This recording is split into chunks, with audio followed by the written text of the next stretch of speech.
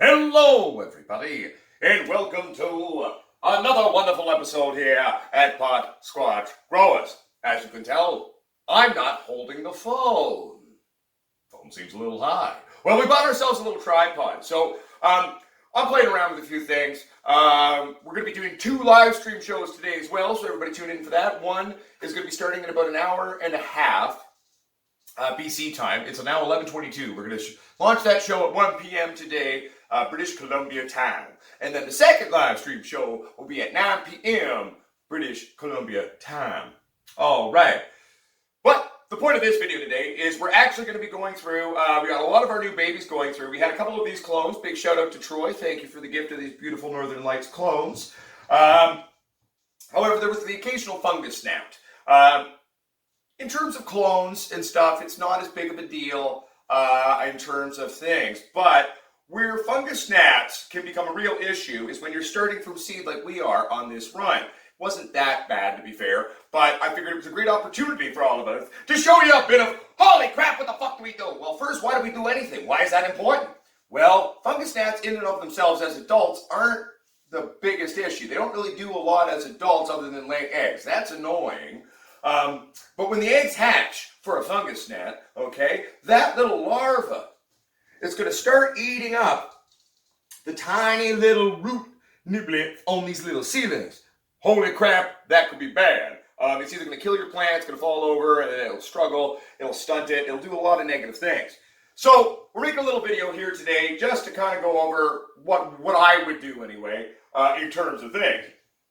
One of the important things here before we do anything is we're going to have to super hydrate our soils. Now, mind you, we're not going to go too crazy because you don't want to over water seedlings, okay? But part of why we're doing this is because, one, when diatomaceous earth, which is one of the things we're going to be using here, gets wet, it's not overly effective or as effective to combat the larval state of the child baby fungus gnat.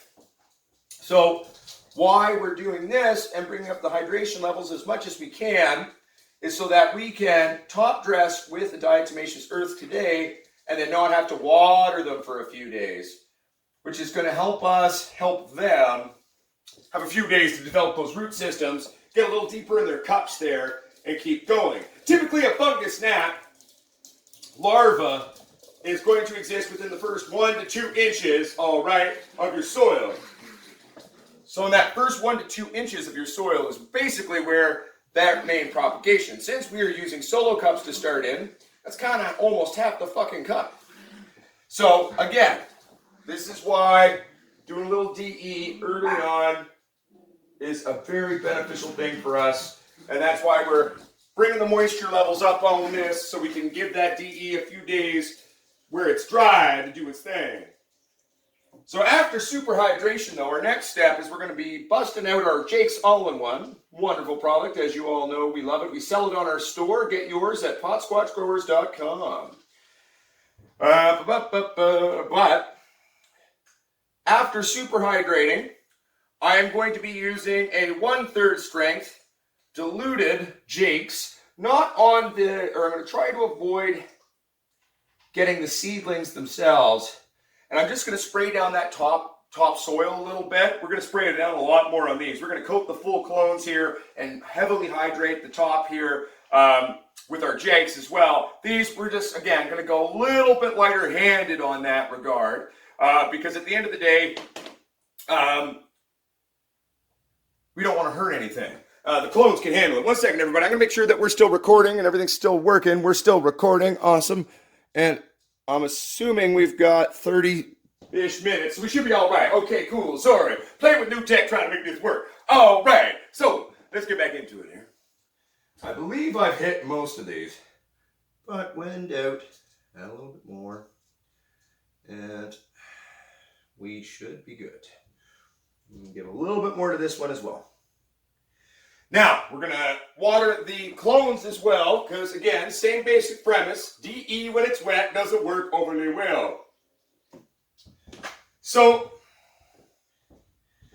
Give some water to this one. We're going to give some water to this one. This one needs a little bit more water.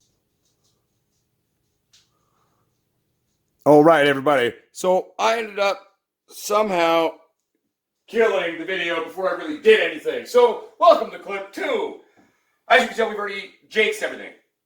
I died to mash ours of these, okay? But let's go over it again. So we're going to take our jakes, even though I already have done it. You're going to gently just go through and spray down, okay, the tops of your soils with the 1/3 jakes. That's 15 milliliters of jakes to 1 liter. We're using that as a top spray. Spray the tops of our clones like so. We are basically not going to go too heavy on this. Remember, pay close attention to these because we don't want to get too much of it on the young babies. It's just they're sensitive, right? So as you can see, we've already done a couple of these. We're going to have to do it again because I didn't get the clip for some weird reason. I'm trying to learn how this little remote in this stand works, and it's very frustrating. So again, very gently coming in here with our diatomaceous earth because we do not want to hurt the young little sprout. Taking our spoon ever so gently and just spreading out that DE on top of our soil. Diatomaceous earth is fossilized single-cell organisms from bajillions of years ago. It's basically silica. If they've been ground up, using food grade is extremely important because that means the proper amount of purification and attention has been done to it in order for you to know there's no bad contaminant in that diatomaceous earth, okay? So anyway, again, real gently going around and spreading it. So I'm going to go through and do that now, and then we'll finish off the video. As much as I want to trust this little remote, I want to make sure it's still recording right now. And we are still recording. Perfect.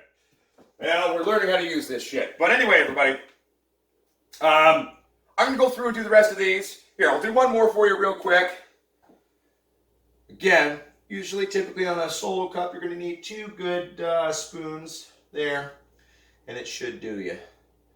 Just going to gently put that in there, and again, with our spoon, ever so gently, spreading that out to the sides here. All right?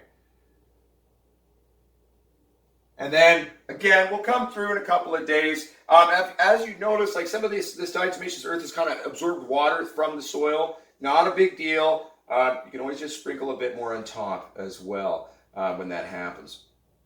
Probably what I'll do is wait a little bit to let the top diatomaceous earth that is absorbing that liquid lose a little bit of moisture, and then I'll go back through and I'll do a double application on that. I'm going to go through and do these, and then we'll finish off the video. All right, everybody. Coola boola.